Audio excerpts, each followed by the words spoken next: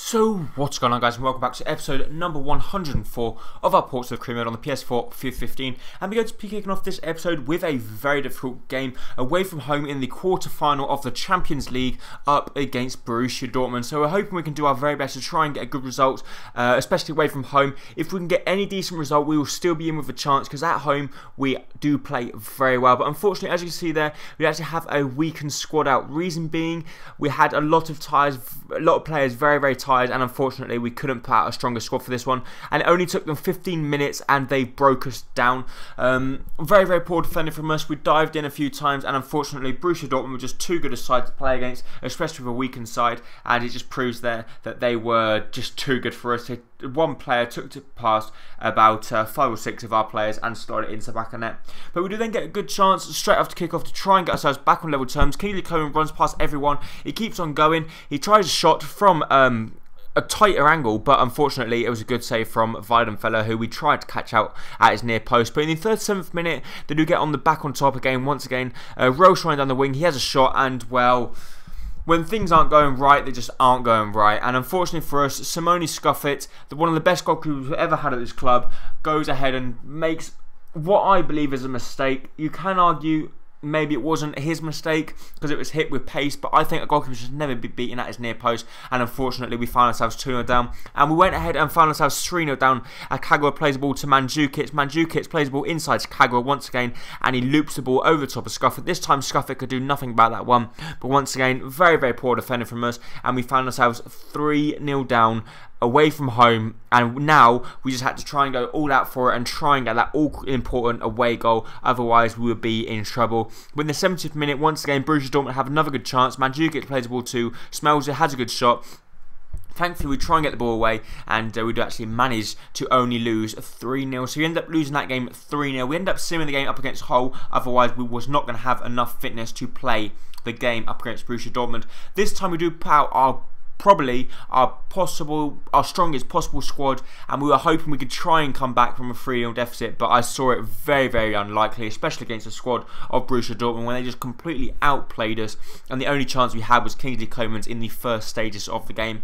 So a little bit disappointed with that result there away from home, but hopefully we can bounce back and try and at least go out fighting against Borussia Dortmund, and I was hoping we could get a good result. But once again, they were all over us, and they do get the first chance of the game as Mandzukic plays the ball to Blazikowski. He tries a shot across, and they actually hit the post. So we're living very on the edge here.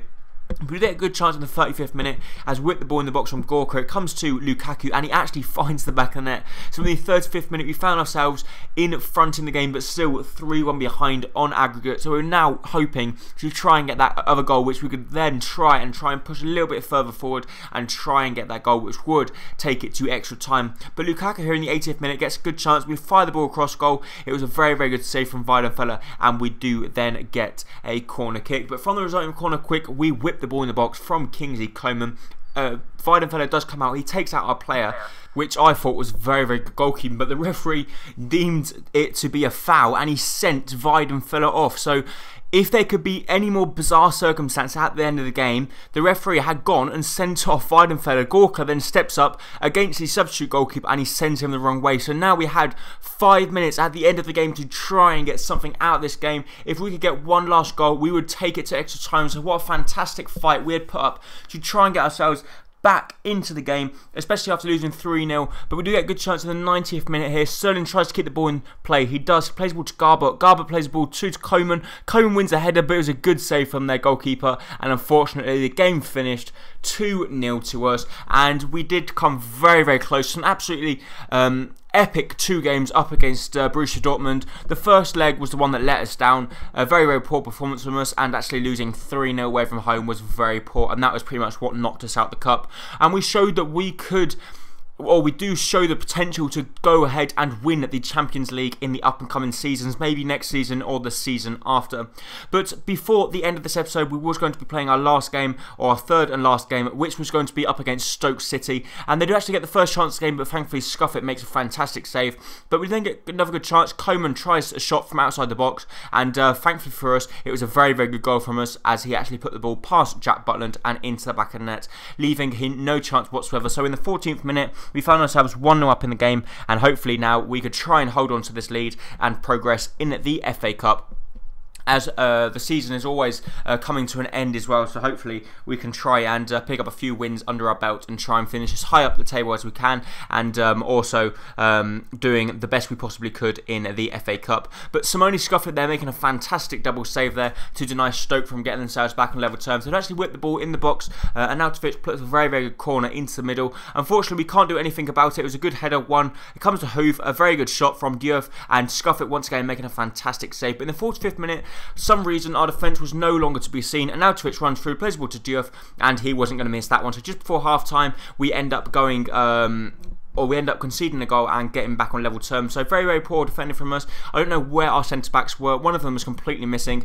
But we do actually nearly concede there. But we do get a very good header out. And in the 93rd minute, so we're now in extra time, we get a good chance with Raheem Sterling. He runs down the box, plays the ball to Origi. Origi hits it, and he actually finds the back of net. So that there should hopefully now put us into the next round of the FA Cup without any trouble whatsoever, and hopefully Stoke were not going to come back, as we were going to be finishing off this game in style with a very good counter-attacking goal with the likes of Sterling and Origi with the pace. They couldn't keep up with them, especially in the dying stage of the game, and we did do very well to finish that one off expertly into the back of net from Origi. But unfortunately, at the 102nd minute, they do actually get a good chance. Scuffet comes out for no reason whatsoever. It's one of those where the goalkeeper comes out, you don't press triangle to bring him out, but for some reason he comes rushing off his goal line, and once he comes rushing off, he either gets there or he does that and just stands there.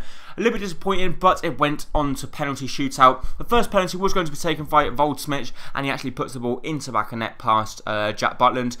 The next penalty taker for Stoke City was going to be Bojan, the Spanish international. He does actually stutter on his run-up, but very, very coolly slots it into the back of net. And the score was now 1-1.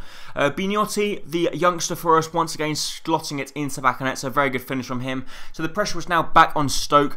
Erebi, which is a player that I've never heard of, I don't know if he's a regen or a good player, but he actually misses the penalty. Simone Scuffet makes a fantastic save there, a strong wrist. The next person to stand up to try and give us a 3-1 advantage was going to be Raheem Sterling, and of course Sterling slots the ball into the back of net, missing, or he's not going to miss that penalty. But now Jamie Ness, Scuffet dancing around in the net, trying to put him off, and he does succeed in putting him off as Jamie Ness misses.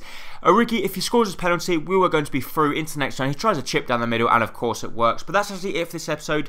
If you did enjoy it, please make sure to hit the like button down below, as it's very much appreciated, and I really do hope to see you next time very, very soon for the next episode of the Tottenham Career Mode. Thank you, bye bye.